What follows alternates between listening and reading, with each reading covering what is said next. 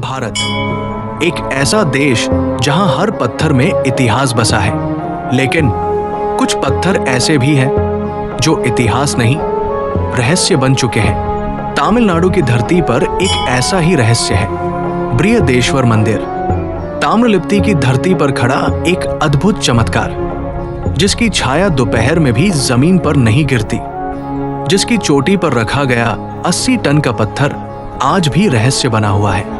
बृहदेश्वर मंदिर सिर्फ एक मंदिर नहीं, ये कोडेड संदेश है प्रेजेंट डे साइंस और ह्यूमन सिविलाइजेशन के लिए, एक ऐसी सभ्यता से जो शायद पृथ्वी से परे थी और जिसने इंसानों को एक झलक दी उनकी शक्ति की और उनकी सीमाओं की।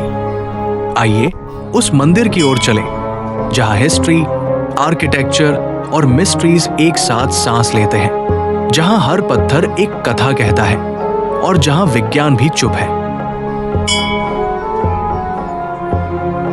चोल साम्राज्य के गौरवशाली युग में 3 महान मंदिर बने और इनमें सबसे पहला, सबसे भव्य और सबसे रहस्यमय यही है जिसके बारे में यह कहा जाता है कि एलियंस ने उसे बनाया है। ऐसा कहा जाता है उसकी आर्किटेक्चरल सिग्निफिकेंस और मिस्ट्रीज की वजह से, जिसे साल 1003 ईस्वी में चोल साम्राज्य की महिमा के चरम पर सम्राट राजराज चोल ने बनवाना शुरू किया था। इस कालजयी धरोहर को आकार दिया था महान आर्किटेक्ट पुरंदकन ने, एक ऐसा नाम जो आज भी पत्थरों में गूंजता है। सदियों से ये मंदिर सिर्फ समय नहीं, बल्कि धूप, बारिश, सुनामी और यहां तक कि इन्वेजन्स को भी झेल चुका है और आज भी वैसा का वैसा खड़ा है, मानो किसी इनविजिबल पावर ने इसकी रक्षा की हो। इस मंदिर का पहला रहस्य वही है जिस पर यह खड़ा है, क्योंकि यह मंदिर किसी गहरी नींव पर नहीं, बल्कि सीधे जमीन पर बनाया गया है। ना कोई फाउंडेशन, ना कोई आधुनिक इंजीनियरिंग का सहारा, और फिर भी 1000 साल बाद भी अड़ेग, अविचल, जैसे समय ने उसे छुआ तक नहीं। सोचिए, इसने सहा है हजारों सालों की धूप, मूसलाधार बारिशें और यहां तक कि सुनामी की विनाशलीलाएं भी। फिर भी आज भी इस विशाल मंदिर में 0 डिग्री का झुकाव है, 0 डिग्री इंक्लिनेशन। क्या यह साधारण बात है?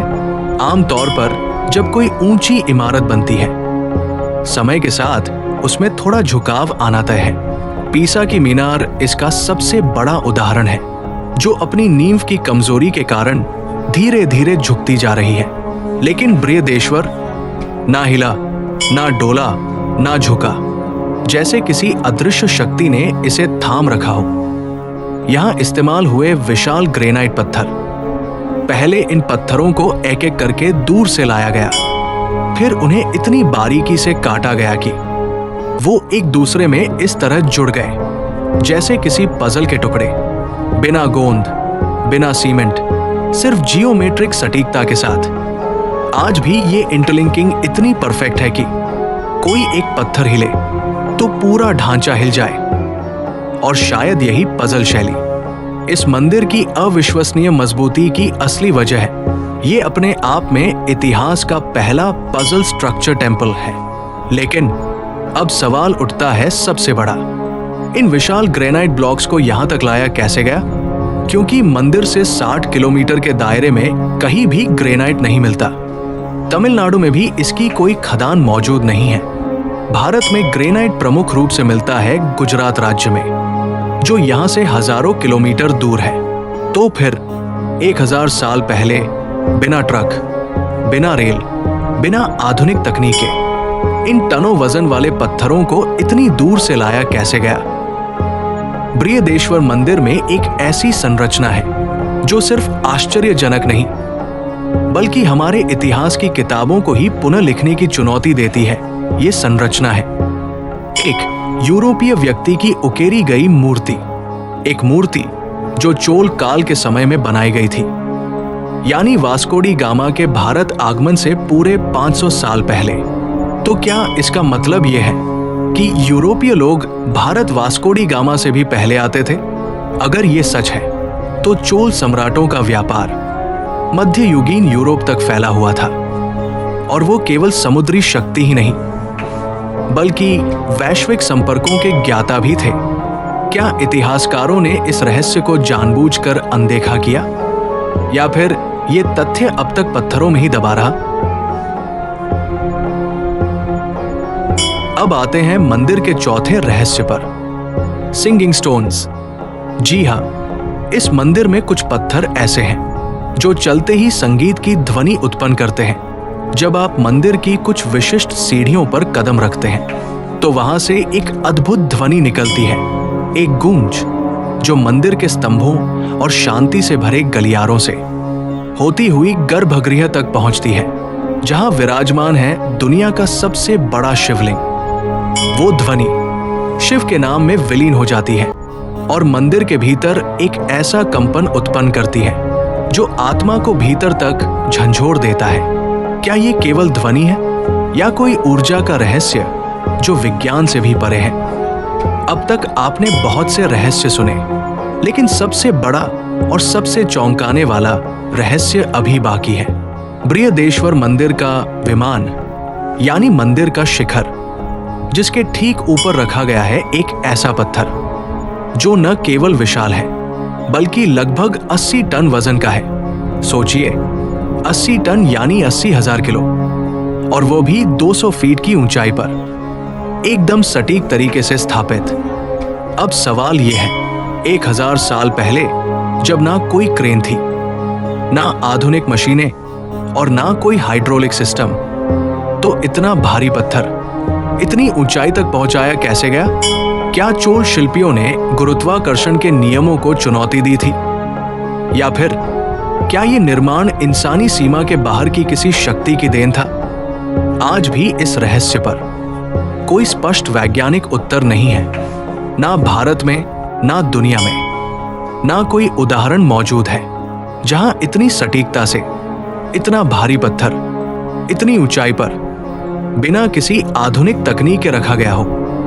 तो क्या हमें यह मान लेना चाहिए कि इस मंदिर का निर्माण उन साइंटिफिक टेक्नोलॉजीज से हुआ जो उस युग में खोजी भी नहीं गई थी? इस रहस्य पर चर्चा करना शायद इसलिए टाल दिया जाता है क्योंकि यह मान लेना पड़ेगा कि भारत की प्राचीन वास्तुकला मध्ययुगीन काल में ही केपलर के लॉज, प्लेनेटरी मोशन, ज्यामिति और त्रिकोणमिति को व्यवहार में लागू कर चुकी थी। और अगर ये सच है तो फिर ये मंदिर न केवल एक धार्मिक स्थान है बल्कि ब्रह्मांडीय गणना का जीवंत उदाहरण। ये वही मंदिर है जो बिना किसी नींव के बनाया गया, जिसकी छाया कभी जमीन पर नहीं पड़ती, जो 1000 साल से आंधियों, सुनामियों और आक्रमणों को झेलकर अब भी अड़िग खड़ा है, जिसकी सीढ़ियों पर चलते ही संगीत जैसी ध्वनियां उत्पन्न होती हैं, जिसके पत्थर गूंजते हैं और जिसके ठीक शीर्ष पर 200 फीट की ऊंचाई पर एक 80 टन का पत्थर आज भी सटीक रखा है।